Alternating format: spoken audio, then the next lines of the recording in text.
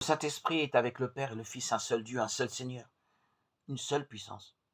Il participe à la puissance créatrice, nous dit la Genèse, en planant sur les eaux, donnant au monde son point d'orgue, sa beauté de cosmos.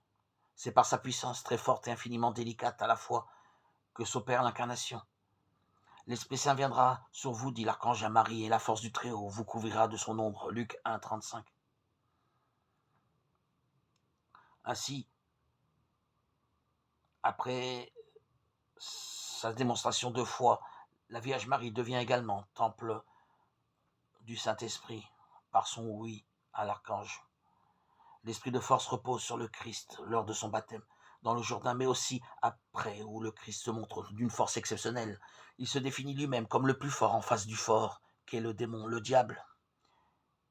Et quand les hommes voulaient le lapider ou le jeter d'en haut de la falaise, Jésus nous dit l'Écriture. Il passa au milieu d'eux et s'en alla. Enfin, lors de sa passion à Gethsémani, Jésus ne se livre qu'après avoir fait reculer et tomber les soldats qui viennent l'arrêter. Ma vie, nul ne la prend, c'est moi qui la donne. Au tribunal inique et sur la croix, les injustices et la souffrance extrême ne lui arrachent aucune malédiction, mais Jésus crucifié garde la force de bénir. Père, pardonne-leur, ils ne savent pas ce qu'ils font.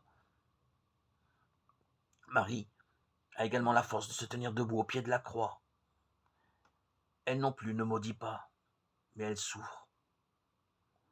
Les martyrs confirmés dans le Saint-Esprit nous émerveillent aussi par leur force.